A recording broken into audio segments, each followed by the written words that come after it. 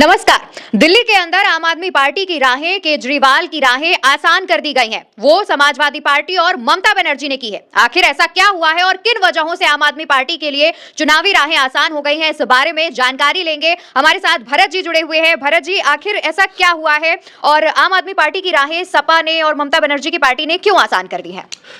देखिए अवंतिका जी, दिल्ली के भीतर हम ये देख रहे थे कि सब अलग अलग लड़ाई लड़ रहे थे। कांग्रेस अलग, आम आदमी पार्टी अलग, भारतीय जनता पार्टी अलग, जेडीयू अलग और एआईएमआईएम अलग, सब अलग अलग महाराष्ट्र की तरह दिखाई दे रहा था। लेकिन महाराष्ट्र के भीतर समाजवादी पार्टी ने केजरीवाल को समर्थन दे दिया है। बड़ी खबर ये भी आ गई है निकलकर कि बंगाल में ममता बनर्जी बंगाल की मुख्यमंत्री हैं, उन्होंने भी केजरीवाल को समर्थन दे दिया है। यानी केजरीवाल के साथ अब उत्तर प्रदेश की बड़ी पार्टी मानी जाने वाली समाजवादी पार्टी है और बंगाल की मुख्यमंत्री ममता बनर्जी की भी टीएमसी उनके साथ में है। मसला यह है कि इनके समर्थन करने से होगा क्या? क्या केजरीवाल की जीत की संभावनाएं और बढ़ जाएंगी?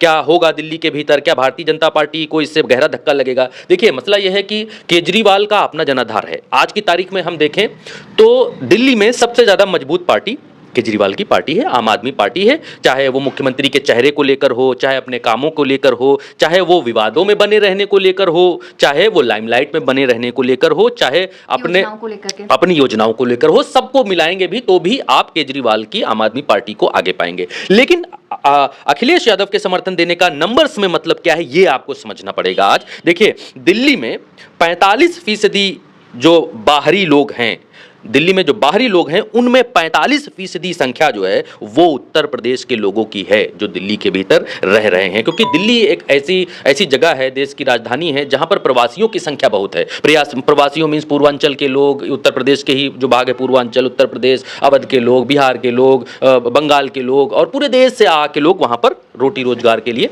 बसे हुए हैं। तो 45% आबादी ऐसी है दिल्ली की जो अकेले यूपी की है। 45% आबादी बाहरियों की जो आबादी है उनमें 45% आबादी उत्तर प्रदेश की है और 28 लाख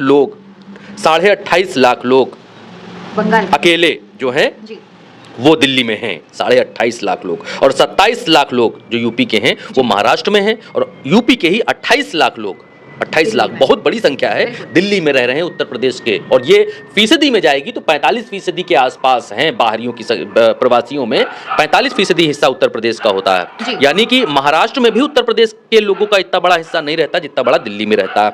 ममता बनर्जी ने समर्थन किया केजरीवाल का, तो उनका क्या प्रभाव पड़ेगा, उनका यहाँ पर क्या है? लोग ये पूछते हैं कि उत्तर प्रदेश में अखिलेश यादव ने समर्थन कर दिया तो अखिलेश यादव की पार्टी का क्या जनाधार है दिल्ली में? जनाधार नहीं, उत्तर प्रदेश के वोटर का जो है वो आधार दिल्ली के भीतर है। अगर अखिलेश यादव अपील करेंगे आम आदमी पार्टी को वोट देने की दिल्ली में, तो दिल्ली में जो आम आदमी पार्टी, जो समाजवादी पार्टी का समर्थक है वो आम आदमी पार्टी को वोट करेगा, इसमें कोई दो राय नहीं है। अब ममता बनर्जी का जो मतदाता है बंगाल के जो लोग हैं जी, और आप ये देखेंगी कि क्षेत्रवाद बहुत चलता है उत्तर प्रदेश में, भारत में और भारत के अलग अलग हिस्सों में क्षेत्रवाद। आप जाएंगे महाराष्ट्र जाएंगे तो वहाँ का अलग क्षेत्रवाद है, साउथ का अलग क्षेत्रवाद है, दिल्ली का अलग, उत्तर प्रदेश का अलग, बिहार में अलग। तो क्षेत्रवाद की जो पॉलिटिक्स है, इस पॉलिटिक्स का जो फायदा है वो अरविंद केजरीवाल को मिलता हुआ यहाँ पर दिखाई देगा। अब देखिए कि जो बंगाल के लोग हैं दिल्ली में, करीब 5 लाख बंगाली समाज के लोग रहते हैं और करीब 50% जो बंगाली समाज के लोग हैं वो सीआर पार्क के आसपास रहते हैं। और इसके अलावा आरके पुरम, गांधीनगर, तिमारपुर, मुखर्जी नगर, पश्चिम विहार, ये जो इलाके हैं, इन इलाकों में बंगाल के रहने वाले लोगों की संख्या बहुत ज़्यादा है। तो 5 लाख लोग बंगाली दिल्ली में रह रहे हैं, बंगाल के लोग रह रहे हैं, 28 लाख लोग उत्तर प्रदेश के रह रहे हैं।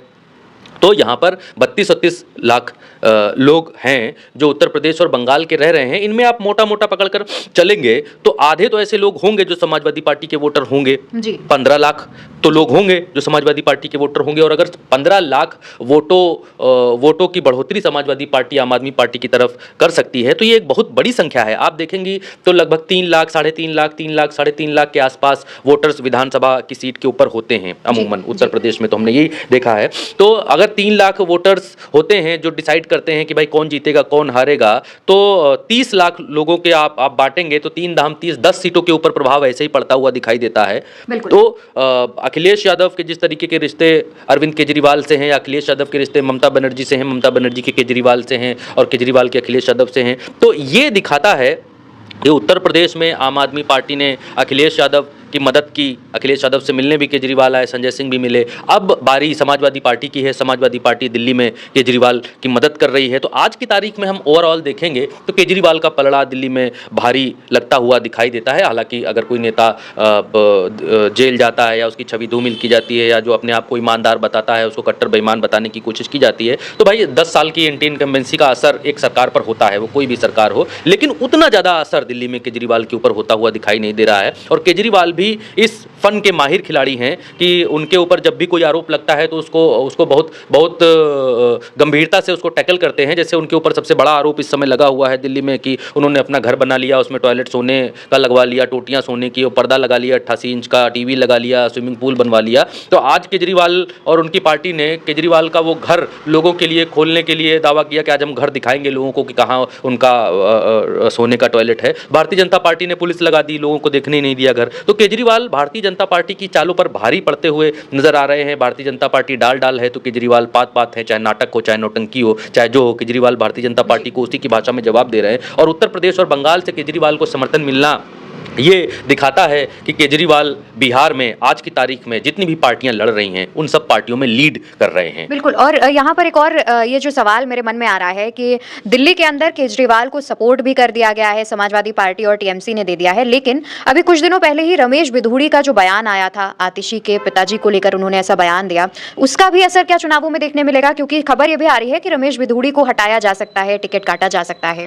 देखिए, क्योंकि राजीव कुमार जो चीफ इलेक्शन कमिश्नर हैं उन्होंने भारतीय जनता पार्टी को अपनी प्रेस कॉन्फ्रेंस में फंसा दिया। अगर वो ये बात नहीं कहते तो रमेश बिधूड़ी चुनाव लड़ सकते थे, वो हीरो भी बन सकते थे। लेकिन जो राजीव कुमार ने अपनी प्रेस कॉन्फ्रेंस के भीतर कहा कि महिलाओं के प्रति जो चीज़ें कही जाती हैं, उनका जो अपमान किया जाता है, वो बर्दाश्त नहीं किया जाएगा। और ऊपर से भी एएनआई के एक यादव पत्रकार ने ये बात पूछ ली कि सर ये बताइए कि प्रियंका गांधी के गाल जैसी सड़कें और इस तरीके की जो भाषा का इस्तेमाल कर रही है भारतीय जनता पार्टी, तो क्या आप इस पर भी कोई एक्शन लेंगे? तो कहना पड़ गया इलेक्शन कमीशन को कि जी हां, अगर जरूरत पड़ेगी तो हम सख्त एक्शन लेंगे और ये निंदनीय है। तो चुनाव आयोग ने जब निंदा कर दी भारतीय जनता पार्टी के नेता की, जब चुनाव आयोग ने ये मामला जो है संज्ञान में ले लिया और प्रेस कॉन्फ्रेंसेज में ये बातें उठ गई, जब ये लाइमलाइट में, क्योंकि भारतीय जनता पार्टी इसी बात को लेकर जानी जाती है कि बातें करते रहो, बात में बने रहो। जो हिंदू मुसलमान वाला मुद्दा है या विपक्ष को छेड़ने वाला मुद्दा है, उस पर भारतीय जनता पार्टी काफी लीड लेकर आगे काम करती है। यही रमेश बिधूड़ी हैं। जब अभी राजस्थान में चुनाव होना था तो संसद के भीतर उन्होंने, अमरोहा के मुस्लिम सांसद थे, उनको गालियां दी थी संसद के भीतर। और ठीक उसके बाद उनको राजस्थान की टोंक जो सीट है वहां का प्रभारी बनाकर भेज दिया गया था, भाजपा की तरफ से इनाम दिया गया था अभी राजस्थान के चुनाव में। अब दिल्ली में उनको इसीलिए उतारा गया। भारतीय जनता पार्टी में कुछ ऐसे सांसद हैं जिनको इन कामों के लिए लगाया जाता है। अब रमेश बिधूड़ी ने ऐसी डाइवर्ट करने के लिए चीजों आतिशी को लेकर जो कहा, डाइवर्ट करने के लिए जानी जाती है, मानी जाती है और अपने कुछ लोगों को इस तरफ लगाकर भी रखती है। रमेश बिधूड़ी का ये दांव उल्टा पड़ता हुआ दिखाई दिया, क्योंकि जिस पार्टी से भारतीय जनता पार्टी लड़ रही है वो पार्टी पात है। भारतीय जनता पार्टी अगर नाटक नौटंकी में डाल है तो अरविंद केजरीवाल की आम आदमी पार्टी पात है। आतिशी एक तरफ रोती हैं, दूसरी तरफ चुनाव आयोग ने भारतीय जनता पार्टी का थोड़ा गेम खराब किया यहाँ पर राजीव कुमार का, क्योंकि ये आखिरी इलेक्शन है और राजीव कुमार इस आखिरी इलेक्शन में हीरो बनना चाहते हैं। वो ये दिखाना चाहते हैं कि उनके जैसा चीफ इलेक्शन कमिश्नर अभी तक आया ही नहीं और वो जैसे निर्णय ले रहे हैं, ऐसे निर्णय, कठोरतम निर्णय कोई ले नहीं सकता है। तो रमेश बिधूड़ी का पत्ता यहाँ पर कट हो सकता है, मे भी कट हो सकता है, लेकिन जिस तरीके की भारतीय जनता पार्टी की राजनीति है, मुझे नहीं लगता कि उसको इस तरीके के बयानों से कोई फर्क पड़ता है। इस तरीके के बयान, गाली गलौज करने के बाद जो पार्टी अपने सांसद को प्रमोशन देती है, एक जगह पर प्रभारी बनाकर भेजती है, वो प्रियंका गांधी को के लिए इस तरीके की भाषा का उपयोग करने के बाद, आतिशी के लिए इस तरीके की भाषा उपयोग करने के बाद वो हटाएगी या उनके लिए कोई दंडात्मक कार्रवाई करेगी, मुझे नहीं लगता। इनाम ही देगी अगर देगी तो। बिल्कुल, यानी कि रमेश बिधूड़ी का जो बयान सामने आया उसके बाद अब यही कहा जा रहा है, जैसा कि भरत जी ने भी बताया और भी कई पत्रकार यही कह रहे हैं कि भारतीय जनता पार्टी की राजनीति अगर देखें तो रमेश बिधूड़ी हटाए तो नहीं जाएंगे, लेकिन देखना होगा कि चुनाव आयोग के भी प्रतिक्रिया सामने आने के बाद कोई एक्शन लिया जाएगा या नहीं। दूसरी तरफ आम आदमी पार्टी का सपोर्ट जो सपा और टीएमसी ने किया है उसको लेकर के भी आगे आने वाले चुनावों में क्या फायदा मिलता है वो भी देखने वाली बात होगी। लेकिन फिलहाल के लिए हमारी इस चर्चा में इतना ही। चर्चा अच्छी लगी हो तो वीडियो को लाइक शेयर कीजिएगा और चैनल को ज्यादा से ज्यादा सब्सक्राइब कीजिएगा।